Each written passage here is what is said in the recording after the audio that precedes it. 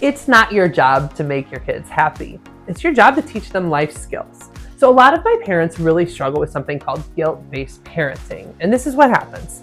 So if your focus is, I have to make my kids happy, I have to make my kids happy, then anytime your kids feel a feeling or are disappointed, then you as a parent feel pulled to do something to make it better because it's your job to make them happy. The problem is that it's not your job to make them happy. It's your job to teach your kids skills so they can make themselves happy in this world, or they can help themselves to be happy. So when a kid cries, for example, it's not your job to give them quick, oh, I just got to fix this, I got to make this better. No, the job is to teach them, how do I manage myself? How do I manage emotions when I feel uncomfortable? What are the things to do that can help me feel different feelings when I am feeling down? Here's an example. All right, lots of parents play games with their kids. So imagine you're playing the game of life, or you're playing whatever game, Uno, some game, okay? If you are making guilt-based decisions as a parent and you want to make your kids happy, then if they're losing, you'll find yourself bending the rules, essentially, to make them win. So because you want them to feel that, oh, I win, I'm doing great, I'm so good at this. And a lot of parents do this, especially with younger children. But what are you teaching your children that is values-based around that? You're actually teaching them, if you can manage your own feelings around making your child happy, then if you actually teach them the rules, you're teaching them self-discipline. You're teaching them that there are rules in this world and that we actually have to learn how to work within the rules.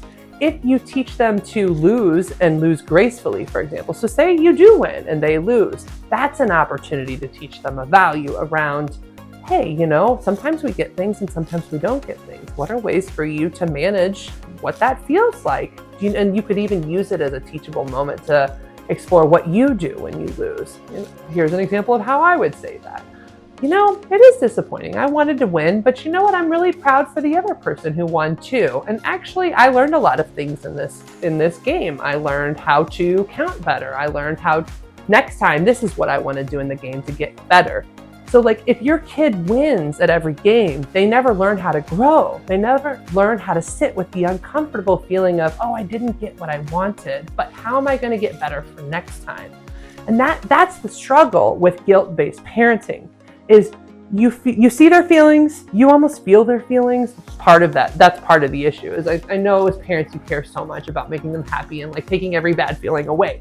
But those bad feelings are there for a reason. And if kids can learn to sit with them and learn from them, then they will develop something called resilience, which is the ability to sit with an uncomfortable emotion and do something about it and make a better situation in the future. But if they aren't learning to sit with those uncomfortable emotions and learn how to do that, you're just taking away every bad emotion because you feel guilty.